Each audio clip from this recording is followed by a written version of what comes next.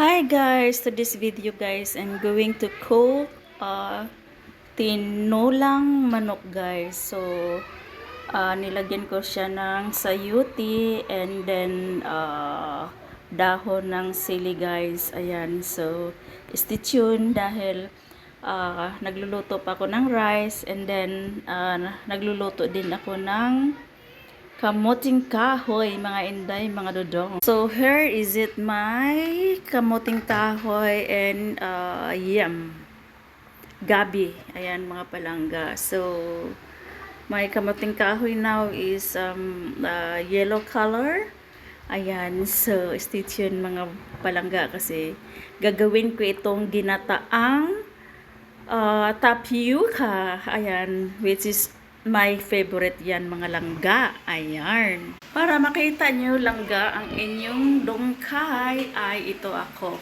Nagluluto at haggard ang inyong lola, mga inday. So yan. Yan. O diba, maluluto na siya guys. Tapos, ang inix ko is yung aking tinulang manok. Ayan po. So stay tuned. And then guys, na-miss ako dito sa aking halaman guys. Actually guys, this is going to die already but I just managed to revive them. Kasi natutuyo na ngayon guys. At itong isa, ayan, nakikita ko siya talagang lumalago siya guys. Ayan yung aking snake plant. Ayan guys, lumalago siya guys. At ito naman guys ay inuuod guys, so I'm so worried. I thought it's going to die but I managed to revive this plant guys, so I'm so happy.